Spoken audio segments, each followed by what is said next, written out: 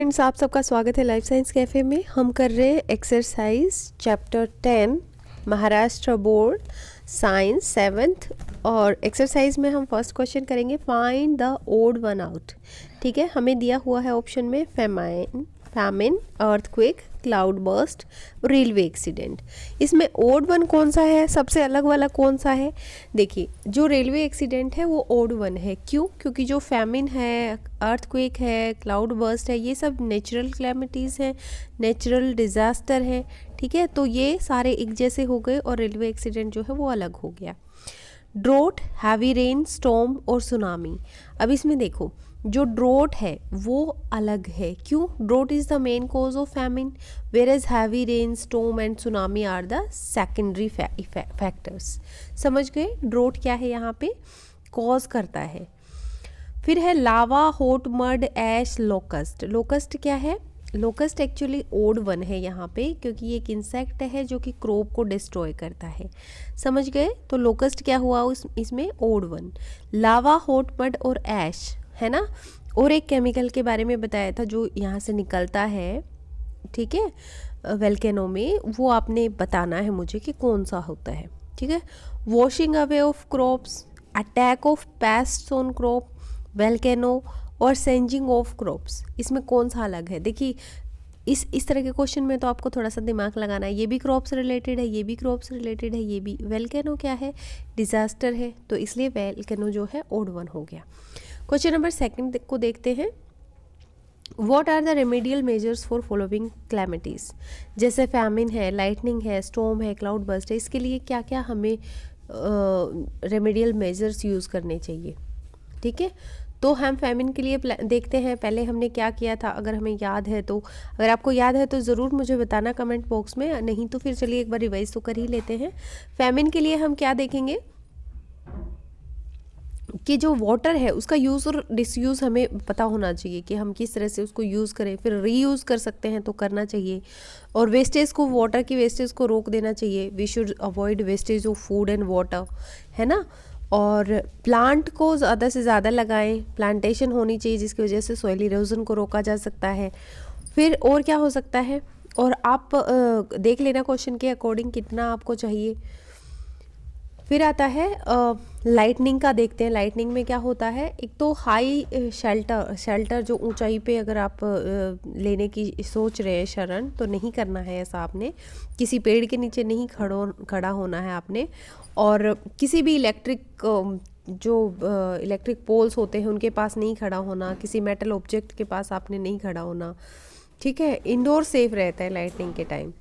फिर अगर स्टॉर्म की बात की जाए, तूफान आ जाए, तो हमें क्या करना चाहिए? हमें घर के अंदर रहना चाहिए तूफान में भी। ठीक है, और किसी खुले ग्राउंड में हमें खड़ा नहीं होना है स्टॉर्म में, तूफान के टाइम। गैदरिंग नहीं होनी चाहिए, और किसी भी व्हीकल पे अगर हैं आप, बाईसाइकिल पे हैं, तो भी आपको वहाँ से दूर होना चाहिए, क्योंकि ये चीज़ें नुकसान करती हैं। क्लाउड बर्स्ट के टाइम भी आप कैसे पहाड़ी एरिया में है तो वहाँ नहीं खड़ा होना चाहिए, क्योंकि लैंडस्लाइड हो सकता है। ये वाले रेमेडियल मेजर्स हमने बताए थे। ट्रू और फॉल्स को देखते हैं। Information about a forthcoming storm is to kept secret. ऐसे तो नहीं है कि जब कभी तूफान आने वाला होता है तो हम उस इन्फॉर्मेशन को सीक्रेट रखें, है ना, ऐसा नहीं है। तो ये फॉल्स स्टेटमेंट है। सेकंड है, you should not swim when there is lightning in the sky. ये बिल्कुल ट्रू है। अगर आप फिशरमैन हैं या आप स्विमर हैं तो आपको पानी से बाहर आना चाहिए, क्योंकि जो वाटर होता है वो गुड कंडक्टर होता है इलेक्ट्रिसिटी का, और कोई भी गीला आदमी है, कोई भी वेट पर्सन है, is more conductive than dry person. तो आप खुद भी इलेक्ट्रिसिटी को कंडक्ट करेंगे तो आपको बहुत नुकसान हो सकता है। Due to this our body inside the water will become very prone to lightning strike. Getting my point? It should cause a severe burns or might kill us if lightning falls on our body. ठीक है, falls on our wet body you can say. So this is very true कि हमें बाहर आ जाना चाहिए, हमें swim नहीं करना चाहिए। Is it possible to prevent the eruption of volcano? क्या ऐसा पॉसिबल है? तो ये पॉसिबल नहीं है कि हम वोल्केनो को रोक सकें, लेकिन साइंस और टेक्नोलॉजी को यूज़ करते हुए हम इमीडिएट स्टेप्स जो है वो ले सकते हैं डिज़ास्टर मैनेजमेंट के according. So heavy rains result in famine. Heavy rain की वजह से फेमिन हो सकता है क्या? Heavy rain may cause flood in a region due to this crop and plants etcetera can get washed away. Okay, also the land of that region will lose its fertility and would require some time to regain it. Okay, so it will be the result of famine. समझ गए हो? Heavy बारिश जो rain होती है उसकी वजह से क्या क्या हो सकता है. तो इसके कारण क्या है कि heavy rain result in famine. This is true sentence. Next question is question number 4.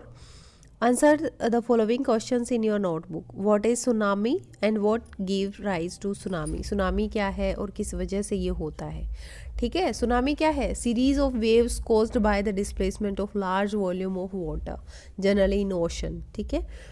You can write it that it is tsunami is a series of waves caused by displacement of large volume of water, generally in ocean, and it is due to the earthquake or volcano inside the sea. These waves are generated by earthquake or volcano. In other words, you can say these waves are generated by volcano or earthquake. Okay, so what give rise to tsunami? पता चल गया कि किसकी वजह से होता है tsunami. Earthquake या वोल्केनो की वजह से होता है. What is cloud burst? Sudden rain storm falling for a short period of time and to a small geographical area at the rate of 100 mm per hour or more is known as cloud burst. So you can see that here कितनी बारिश हो रही है उसको बताया गया है 100 mm per hour. ठीक है. किसी स्मॉल जियोग्राफिकल एरिया की बात हो रही है. ऐसे नहीं पूरे एक एरिया को, पूरे डिस्ट्रिक्ट को, पूरे स्टेट को कवर कर लिया है, ऐसा नहीं है. तो स्मॉल जियोग्राफिकल एरिया में अगर 100 mm बारिश हो रही है तो आप उसको क्लाउड बर्स्ट कह सकते हैं. थोड़े से टाइम में इतनी ज़्यादा बारिश हो जाए.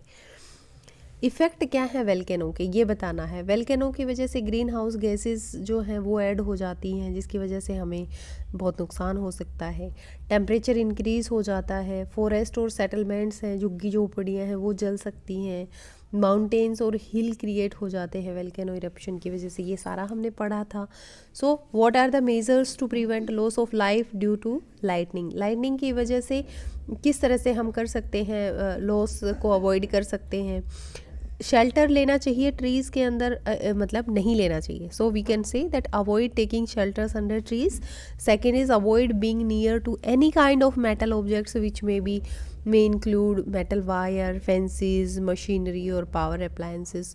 So अगर आप बाहर हैं तो ये सारे कर सकते हैं, और अगर आप घर के अंदर हैं तो अवॉइड बाथिंग और शावरिंग और turn off the electric appliances. Getting my point? I think it is very clear to you because हम 4th टाइम हम इसको रिवाइज कर रहे हैं. What measures have been taken to deal with calamities such as flood and landslide under the disaster management programme in Maharashtra? Maharashtra में ये क्या क्या किया गया है ना, ये आपने बताना है. जैसे it ensures that all 36 district in the state will be, एक second, 36 district in the state will have their own disaster management plan. ठीक है. इस तरह से कुछ स्टेप्स हैं जो लिए गए हैं कि सबको अपना डिज़ास्टर मैनेजमेंट प्लान होना चाहिए, और हर एक डिस्ट्रिक्ट में बच्चों को भी एजुकेट किया जाए कि डिज़ास्टर के टाइम इस तरह से क्या करना चाहिए. ट्रेनिंग दी जाती है बच्चों को. Government also decide to impart master trainers training for 50 schools teachers from all these schools. ठीक है. उनको मतलब ट्रेनर्स देते हैं, बच्चों को भी खुद भी ट्रेनिंग देते हैं, स्कूल टीचर्स को भी ट्रेनिंग देते हैं. स्कूल सिक्योरिटी प्रोग्राम जो होते हैं सेटअप किए जाते हैं, जिसकी वजह से डिज़ास्टर के टाइम उनको क्या है अच्छे से कर सकते हैं कंडक्ट. ठीक है. डिज़ास्टर मैनेजमेंट प्लान है वो स्पेशल प्रोविजंस के अंडर डील करता है, जैसे वोमेन, चिल्ड्रन, एज्ड, हैंडीकैप्ड और एनिमल्स को, सबको ये मतलब एक साथ लेकर चलते हैं. तो महाराष्ट्र में और भी अगर एडिशनल आपको पता है, अगर आप वहाँ रहने वाले हैं तो ज़रूर आपको पता होगा, वहाँ स्कूलों में पढ़ाया जाता होगा, आपको ट्रेनिंग दी जाती होगी, तो वो आप इसमें ऐड कर देना. क्वेश्चन नंबर 6 है with reference to disaster management what are the things in your house that you will check. क्या है कि क्या चीज़ आप देखोगे अपने घर में, चेक करोगे डिज़ास्टर मैनेजमेंट जो है उसके रेफरेंस में। सो आप ये देखोगे कि आपके दीवारों में कोई क्रैक है कि नहीं है, है ना। डिज़ास्टर मैनेजमेंट रेफरेंस ये यही तो बताते हैं कि किस तरह से मैनेज हो सकता है। ठीक है, तो घर में अगर क्रैकिंग है कहीं पे, किसी कमरे में है पर्टिकुलर, तो आप उसको उसमें नहीं रहेंगे। तो ग्लास पेंस जो होते हैं या विंडो है टाइटली सिक्योर्ड है या नहीं है, अगर ढीली है, फटी टूटी है, तो उसके पास आप नहीं खड़े होंगे। बल्कि जो थिंग्स होती हैं, जो है भारी चीज़ें होती हैं, सीलिंग वॉल होती है और इस तरह से जो होती है, वो आपके लिए सिक्योर्ड है या नहीं है। तो अगर नहीं है तो आप उनको सही कराएं। तो इस तरह की चीज़ें आप देखेंगे डिज़ास्टर मैनेजमेंट रेफरेंस के अकॉर्डिंग कि आपको आपकी सेफ्टी ज़रूरी होती है। तो आप ये चीज़ देखें कि क्या चीज़ आपको नुकसान कर सकती है। कोई चीज़ है बिजली की, वो टूटी हुई है, वायर टूटी हुई है, तो इलेक्ट्रिशियंस को बुलाइए, है ना। तो ये हमारे 6 क्वेश्चन थे। आई होप ये आपको समझ आ गए होंगे। Thank you for life science cafe. अगर आपको और भी किसी टॉपिक में, किसी भी स्टेट के बच्चे हो, आप किसी भी मतलब लैंग्वेज में अगर आप जानना चाहते हो, हिंदी या इंग्लिश में, तो आप मुझे बता सकते हैं। और मुझे सपोर्ट करने के लिए थैंक यू सो मच।